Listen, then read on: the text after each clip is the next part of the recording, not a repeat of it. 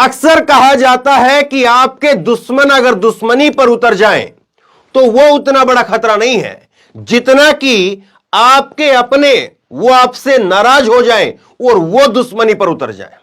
उससे बड़ा खतरा और दुनिया में कोई नहीं है। अगर आपके अपने आपसे नाराज होकर के दुश्मनी पर उतर गए तो सबसे बड़ा खतरा वो है।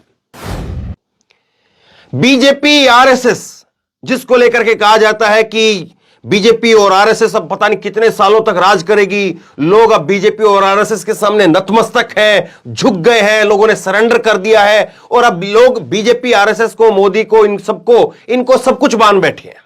लेकिन राहुल का एक इंटरव्यू चल रहा था ब्रिटेन के अंदर। राहुल गांधी ब्रिटेन के अपने 10 दिन के दौरे पर हैं। राहुल का एक इंटरव्यू चल रहा था ब्रिटेन के अंदर और वहां पर एक महिला, उन्होंने राहुल गांधी से जो कहा वो दुनिया भर में वायरल हो गया है। दुनिया भर में अब उस महिला को सर्च किया जा रहा है कि आखिरकार ये महिला कौन है, क्यों आखिरकार इस महिला ने ऐसी ऐसी बात कह दी और उसके बाद में राहुल गांधी ने उस पर जो कहा उस चीज को लोग सुन रहे हैं। क्या कहा ऐसा और कौन है ये महिला, इन महिला का नाम क्या है, ये क्या करती हैं, कहां रहती है, मैं आपको सारी डिटेल आपको बताऊंगा। लेकिन सबसे पहले जो कहा गया उसको आप सुनिए। दरअसल इस महिला ने सवाल किया, इस महिला ने खुद कहा कि मेरा नाम मालिनी मेहरा है और दुनिया भर में 2 करोड़ से ज्यादा प्रवासी भारतीय हैं। यानी ये अपने आप से बता रही थी कि मेरा नाम मालिनी मेहरा है और हम जो प्रवासी भारतीय हैं वो 2 करोड़ के करीब हैं। एक भारतीय होने के नाते मेरा आपसे सवाल है कि मैं अपने देश की स्थिति को देख करके बहुत दुखी हूं। मेरे पिता, अब इस लाइन ने कहर मचाया हुआ है, इस लाइन की वजह से हंगामा बरपा है। मेरे पिता आरएसएस में थे और उन्हें आरएसएस में होने पर गर्व होता था, मगर आज वो अपने देश को पहचान नहीं पाते। ये बात वो कही और ये दो लाइनें हैं कि मेरे पिता आरएसएस में थे, आरएसएस में होने पर गर्व था, लेकिन आज वो अपने देश को पहचान नहीं पाते। इन लाइनों ने हंगामा खड़ा कर दिया है कि कौन है ये आरएसएस के नेता की बेटी जिसने राहुल गांधी से सवाल किया। क्या किया आगे सुनिए।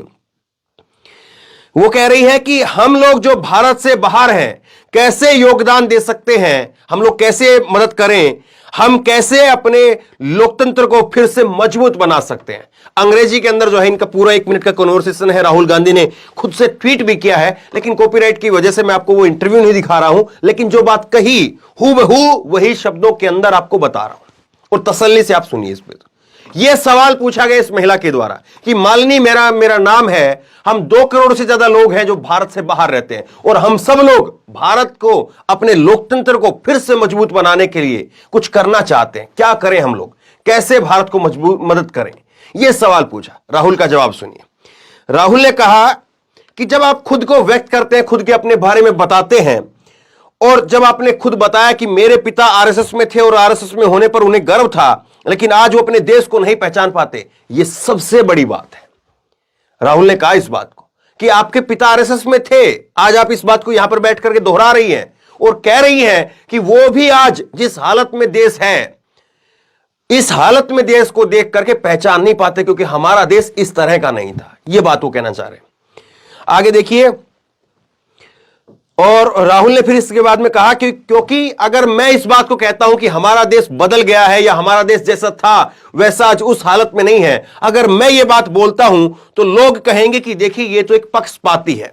पक्षपाती यानी ये दूसरी एक पार्टी का है, इसको तो जो मौजूदा पार्टी, इसके अपोजिट पार्टी है, उसकी बुराई करनी ही करनी है। लेकिन आप जो बात कह रही हैं इसका ज्यादा प्रभाव पड़ेगा, इसका असर ज्यादा होगा, क्योंकि मुझे लगता है कि लोगों को वो मूल्य बता करके, लोगों को वो चीज आप बता रही हैं जिन चीजों के लिए आप खड़ी हैं। यानी एक तरह से राहुल गांधी जो है वो इस बात को कह रहे थे कि कई बार जो है वो हम बताते हैं कि हमारे जो है हमारे अंदर ये चीज है और हम इस चीज को लेकर के खड़े हो जाते हैं, डट जाते हैं, अड़ जाते हैं।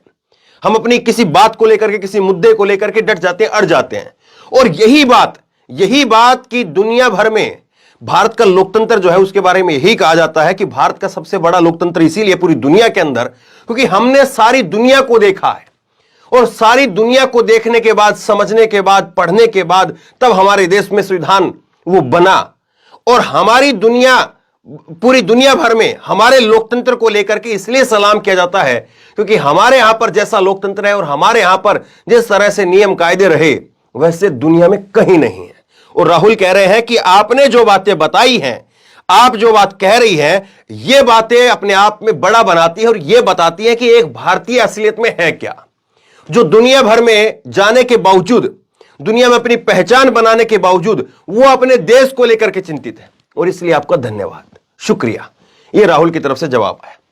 अब इस महिला के बारे में, राहुल के बारे में एकदम डिटेल से मैंने आपको चीजें बताई हैं। अब ये महिला है कौन?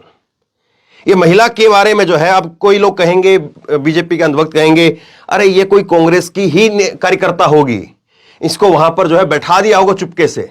नहीं, बिल्कुल गलत। मैं आपको दिखाता हूं, देखिए स्क्रीनशॉट मैं आपको दिखा रहा हूं।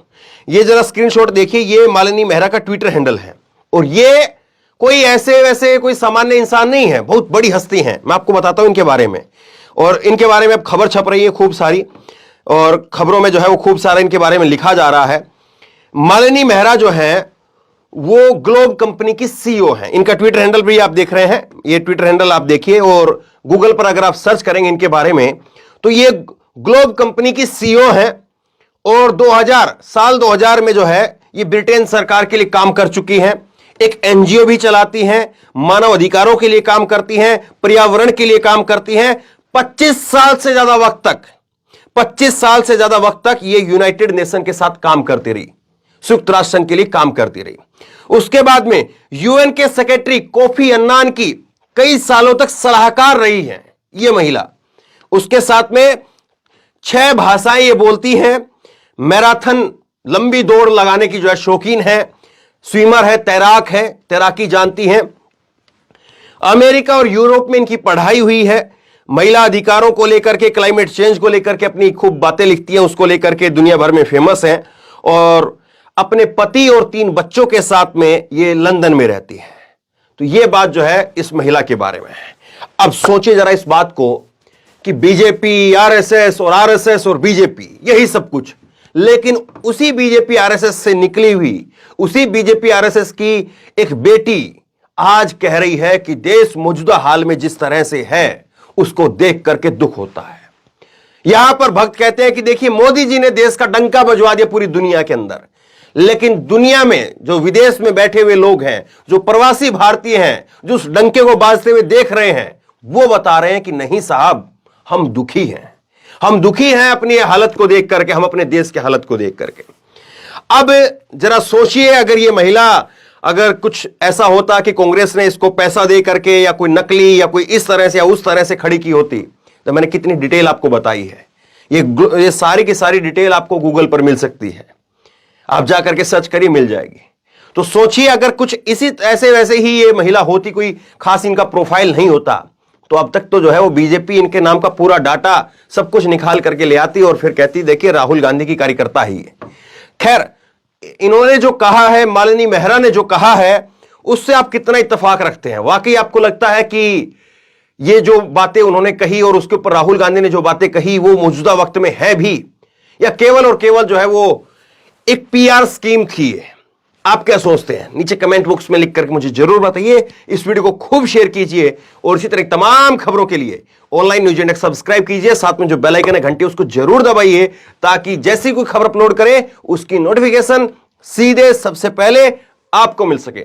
धन्यवाद। इस खबर को अभी लाइक करें, शेयर करें, अभी चैनल को सब्सक्राइब करें और घंटी जरूर दबाएं।